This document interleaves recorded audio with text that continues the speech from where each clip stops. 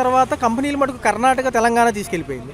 ఈ 1.64 లక్షల కోట్లు కొత్త ఎంఓయూలు అంటున్నారు, పెట్టుబడులు అంటున్నారు, 46,000 కొత్త ఉద్యోగాలు అంటున్నారు. మరి మన పరిస్థితి ఏంటంటారు? కొంచెం హామీలు ఇమ్మని అడుగుతున్నారు వీళ్ళు, నెక్స్ట్ ప్రభుత్వం ఇదే ఉండేదని. మరి ఒక పక్క ఎలా ఇస్తారు వీళ్ళైనా? ఎలా ఇస్తారు? ఎందుకు ఇస్తారు? ఇది ప్రజాస్వామ్య దేశం. ప్రజాస్వామ్య దేశంలో వాళ్ళే ఉంటారని ఏమన్నా ఎవరు హామీ ఇస్తారండి? ప్రజలు ఎవరు బాగా చేస్తే వాళ్ళని ఎన్నుకుంటారు, అంతేగాని సపరేట్గా వీళ్ళే ఉంటారని ఏ ప్రజాస్వామ్యం లేదే. అలా తర్వాత సంక్షేమం కూడా దాటింది. ఒక పక్క సంక్షేమ పథకాలకు కొంచెం కసరత్తు చేస్తున్నప్పటికీ 1 by 1 అంటున్నారు. ఉగాది కూడా దాటి ఇక మే అంటున్నారు. చూడొచ్చా ఈసారి? వాయిదా పద్ధతి అండి, వాయిదాల్లో వేయటమే. అంతమంది ఏమన్నారు? ఆగస్టు 15 కల్లా బస్సులు ఫ్రీ అన్నారు, తర్వాత జనవరి అన్నారు, జనవరి అయిపోయింది. తర్వాత ఉగాది అంటారు, ఉగాది పోయిన తర్వాత మళ్ళీ దసరా అంటారు. ఇట్లా పెంచుకుంటూ పోవడం, లేదంటే అవతల పార్టీ వాళ్ళని డిఫెన్స్లో పడేయడానికి డైవర్ట్ రాజకీయాలు చేయడం, ఇవి తప్ప. ఇదే విషయం చూసుకుంటేనేమో ఉప ముఖ్యమంత్రి పదవి గురించి చాలా చర్చ జరిగింది. ఆల్రెడీ ఉన్న పర్సన్ ఉన్నాడు, కనపడుతున్నారు పవన్ కళ్యాణ్ గారు. మళ్ళీ ఈయన తెద్దాం అనుకుంటున్నారు. మళ్ళీ సీఎం బరిలో లోకేష్ అంటున్నారు. కేడర్లో అత్యుత్సాహం వల్ల జరుగుతుందా, లేకపోతే నిజంగా ఏమైనా మార్పు ఉందా, వాడుకుని వదిలేద్దామని? ఇది వాళ్ళకు వెన్నతో పెట్టిన విద్య అండి. ఫస్ట్ ఏంటంటే జనాల్లో నాడు ఎలా ఉంటుంది అనేది ఒక విషయాన్ని వదులుతారు. వదిలి దాన్ని వాళ్ళే ఖండిస్తారు. వాళ్ళే ఖండించి మళ్ళీ దాన్ని వాళ్ళకి పాజిటివ్గా ఉంటే ముందుకెళ్తారు, పాజిటివ్గా లేకపోతే దాన్ని అక్కడితో కట్ చేస్తారు. ఈ వెన్నుపోటు రాజకీయాలు అనేది చంద్రబాబు నాయుడు గారి గురించి తెలిసిన వాడు ప్రతి ఒక్కడికి తెలిసింది. ఇప్పుడు వచ్చిన జనరేషన్, కొత్త జనరేషన్ తెలియకపోవచ్చు, కానీ పాత వాళ్ళందరికీ ఆయన వెన్నుపోటు రాజకీయం, ఆయన ఏ రకంగా అయితే మేనేజ్ చేస్తారనేది అందరికీ తెలుసు.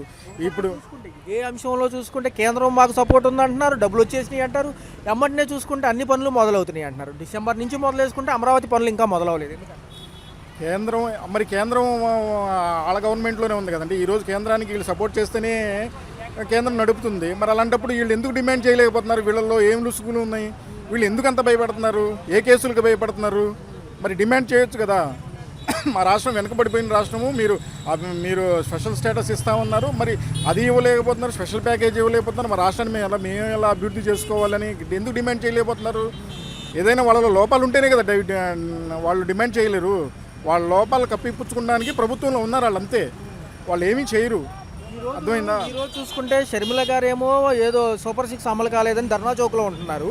మరి జగన్ గారేమో ఫిబ్రవరి నుంచి జనాల్లోకి అంటున్నారు. మళ్ళీ ప్రజలకు తెలిసిపోయిందంటారు ఇదంతా కూడా హామీలు ఇచ్చినాయి అని. ఇప్పుడు కూటమి ప్రభుత్వం అంతా కళ్ళబొలి కబుర్లే, ఉత్తి హామీలేనండి. ఇంకోటి ఏంటంటే ఇప్పుడు 2-3 పార్టీలు ఉన్నాయి. ఈ 3 పార్టీలని ఒకరికొకళ్ళు వాళ్ళకి పడట్లేదు. ఎందుకంటే ప్రతి ఒక్కరికి ఇంపార్టెంట్ కావాలి. ఇంపార్టెంట్ తగ్గితే ఎవరు ఊరుకోరు. కాబట్టి వీళ్ళు ఏంటంటే వీళ్ళు కొట్టుకుంటూనే సరిపోయింది. రెడ్ బుక్ అమలు చేస్తాము అని చెప్తున్నారు, కానీ ధైర్యంగా మేము ఇచ్చిన పథకాలను అమలు చేస్తామని ఎక్కడ చెప్పగలుగుతున్నారు? చెప్పలేకపోతున్నారు. ఎందుకంటే వీళ్ళు ఇచ్చిన హామీలు నెరవేరదని వీళ్ళకి తెలుసు. అధికారంలో వస్తే చాలు, తర్వాత ఏదైనా చేయొచ్చు, ఇలా కళ్ళబొల్లి మాటలు చెప్తూ అలా గడిపేయచ్చు అన్న ఉద్దేశంతోనే వాళ్ళు అధికారంలోకి వచ్చారు.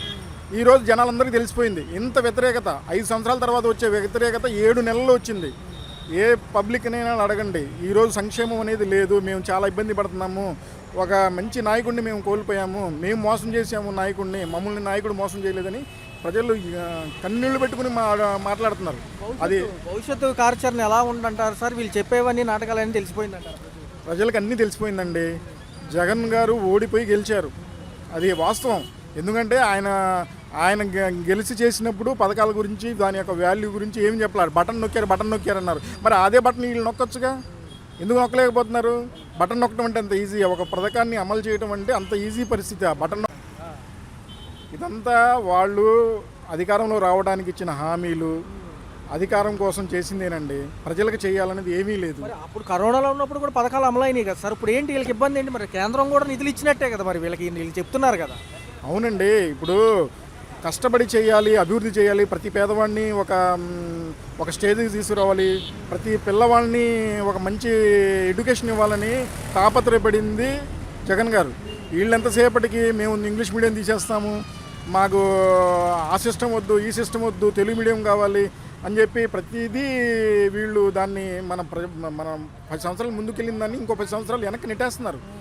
ఈ విశాఖ ఉక్కుది కూడా రాజకీయం అయింది. ఒక పక్క చూసుకుంటేనేమో ఏదో గ్రాంట్ అంటున్నారు, ప్రైవేటీకరణ అయితే ఆగదంటున్నారు. మళ్ళీ మరి వీళ్ళు చేసింది ఏమోంది సార్? ఇంకా అప్పట్లో పార్లమెంట్లో వాళ్ళు తీర్మానం చేశారు కదా. మరి పార్లమెంట్లో తీర్మానం చేస్తే ఎందుకు ఆగింది, ఎలా ఆగింది అనేది సాక్షాత్తు కేంద్ర మంత్రే చెప్పారు, అప్పుడున్న ప్రభుత్వము బిల్లు పాస్ చేసింది శాసనసభలో కాబట్టి మేము అమలు చేయలేదు, దానికి అడ్డుపడింది జగన్ గారు అని చెప్పి సాక్షాత్తు ఇప్పుడు ప్రభుత్వంలో ఉన్న వాళ్ళ ఎన్డీఏ ప్రభుత్వంలో ఉన్న నాయకుడే చెప్పారు, మినిస్టరే చెప్పారు.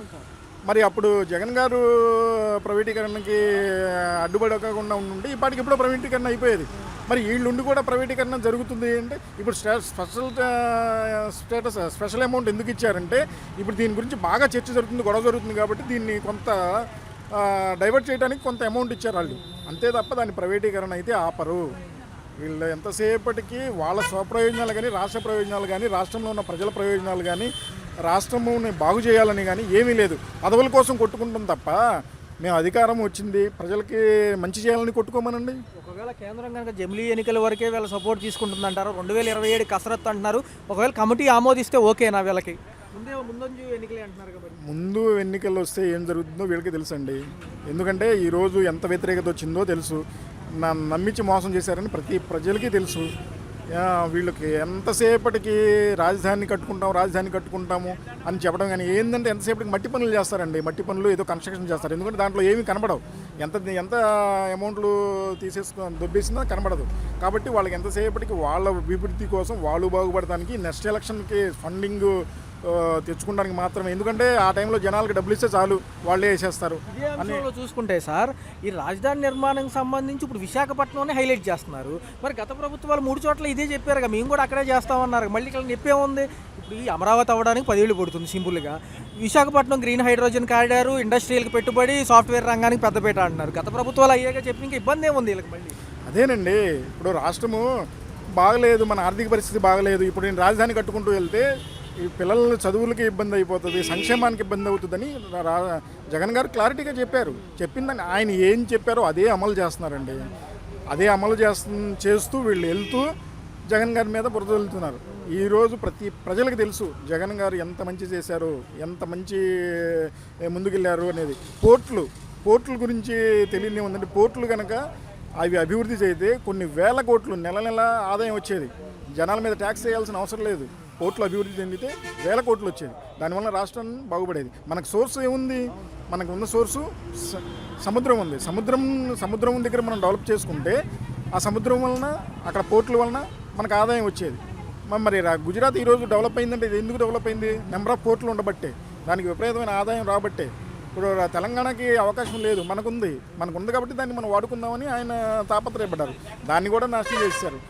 అభివృద్ధి లేదు, అభివృద్ధి చేసిన దాన్ని నాశనం చేయటం, వాళ్ళకి పేరు రాకూడదు, ఎంతసేపటికి ఎదుటి మనిషికి పేరు రాకూడదు, రాష్ట్రం ఏం పోయిపోయినా నాకు సంబంధం లేదు, మేము బాగుంటే చాలు. యువతకి జాబ్ క్యాలెండర్ అన్నారు, డిసెంబర్లో అన్నారు, జనవరి 12 అన్నారు, ఈరోజు చూసుకుంటే డేట్ కూడా మారిపోతుంది సార్.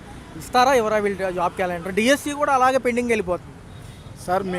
మేము చెప్పడం కాదు సార్, మీరు ఇప్పుడు ఎంతోమందికి చేసి ఉంటారు, ఎందుకంటే ప్రతిసారి వీళ్ళు చెప్పేది ఏంటంటే ఈరోజు ఇస్తాం, జనవరికి ఇస్తాం, అది రూట్ మ్యాప్ వేస్తున్నాము, రోడ్డు మీద నడుచుకుంటూ వెళ్తుంది, ఉగాది కల్లా ఇది అవుతుంది. ఇట్లా అసెంబ్లీలో అసెంబ్లీ జరిగినప్పుడు అలా చర్చించడం తప్ప ఏం లేదు. ప్రతిపక్ష హోదా ఇచ్చుంటే ప్రతిపక్షంగా మాట్లాడే అవకాశం ఉండేది, అది కూడా ఇవ్వకుండా అలా చేసేసి ఎంతసేపటికి వాళ్ళ గురించి అడిగే నాదుడు లేకుండా చేస్తున్నారు. ఫైనల్గా సార్ చూసుకుంటే ఒక పక్క వాలంటీర్ లేదు, సంక్షేమం అమలు లేదు, ఒక పక్క ఇండస్ట్రీలు ఏదో అభూత కల్పనగా భూతత్వంలో దూరం నుంచి దగ్గరగా చూపించినట్టు ఇవన్నీ చెప్తున్నారు, కానీ అయ్యే అవకాశాలు చాలా తక్కువ ఉన్నాయి అంటున్నారు. మోకాళ్ళ లోతులు మునిగిపోయే దాంట్లో అమరావతి అనేది ఎంతవరకు సమంజసమో జనాలకు తెలుసు. రెండోది మళ్ళీ విశాఖపట్నమే పైన అవుతామంటారు కాసేపు. అసలు వీళ్ళు ఏమనుకుంటున్నారు, నిజంగా జనాల్ని మోసం చేసినట్టు? జనాల్ని మోసం చేశారండి, ఇప్పుడు మోసం చేశారన్న విషయము జనాలందరికీ అర్థమైపోయింది, వాళ్ళకి అర్థం అవట్లా. మేము మోసం చేసి గెలిచాము, ఇప్పుడు ఎలక్షన్ జరిగితే మళ్ళీ జనాలు ఎలాంటి బుద్ధి చెప్తారనేది వాళ్ళకి తెలుసు.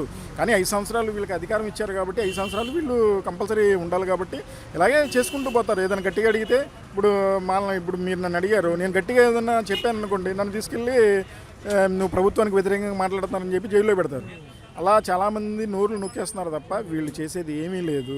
వీళ్ళు ఎంతసేపటి కళ్ళబొల్లి మాటలు చెప్పి అబద్ధాలు చెప్పి వచ్చిన వాళ్ళు, అబద్ధాలు చెప్పినోడు ఏముందండి, నిజము ఒకటే ఉంటుంది, అబద్ధం 100 అయినా చెప్పచ్చు. ఒక అబద్ధాన్ని కప్పిపుచ్చుకుంటే ఇంకో అబద్ధం కప్పిపుచ్చుకుంటే ఇంకో అబద్ధం, ఇలా అబద్ధాలు చెప్పుకుంటూ వెళ్ళడం తప్ప వీళ్ళు సంక్షేమం చేయలేరు.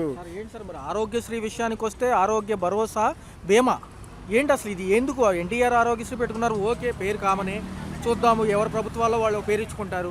దీన్ని తీసుకెళ్ళి బీమా పథకం కింద అంటున్నారు. ప్రైవేట్ రంగంలో ఇంకా ఆగిపోతుంది అన్నారు. మొన్నటి నుంచి లేవు అసలు ఈ సెక్షన్, ఓన్లీ ప్రభుత్వ రంగంలోనే కొనసాగుతున్నాయి. మరి పేదవాళ్ళ పరిస్థితి ఏంటి? పేదవాళ్ళ గురించి పట్టించుకునే ఎవరున్నారండి? పేదవాళ్ళ గురించి వాళ్ళకి అవసరం లేదండి. కార్పొరేట్ పీపుల్స్ బాగుపడాలి. ఎడ్యుకేషన్లో కానీ, హాస్పిటాలిటీలో కానీ, ఇంకా దేంట్లో అయినా సరే పెద్ద పెద్ద ఇండస్ట్రీస్లు కానీ వాళ్ళు బాగుపడటానికి మాత్రమే ఈ ప్రభుత్వం ఉంది. పేదల గురించి ఆలోచించే ప్రభుత్వం కాదు. పేదల గురించి ఆలోచించుంటే ఇవన్నీ చేయరు, తప్పు ఇలాంటి మిస్టేక్లు చేయరు. తెలంగాణలో 5 లక్షల రూపాయలు బీమా, అంత అభివృద్ధి చెందిన రాష్ట్రమైనా తర్వాత దాన్ని వాళ్ళు 10 లక్షలు చేసుకున్నారు. కానీ ఇక్కడ పేద రాష్ట్రమైనా 25 లక్షల రూపాయలు బీమా అమలయ్యేలాగా చేశారు జగన్ గారు. మరి ఎవరు దమ్మున్న నాయకుడు? 2 సంవత్సరాల కరోనాలో కూడా ఏ ఇబ్బంది లేకుండా రాష్ట్రాన్ని కంటికి రెప్పలా కాపాడారు. అలాంటి నాయకుడిని వదిలేసేసి ఇప్పుడు ఏంటంటే అనుభవం అని చెప్పి, అనుభవం అంటే దేనికండి? అనుభవం ఒక మంచి చేయడానికి అనుభవం పనికి రావాలి, కానీ ఇట్లా ప్రజల్ని ఇబ్బంది పెట్టే అనుభవం దేనికి అవసరం అది?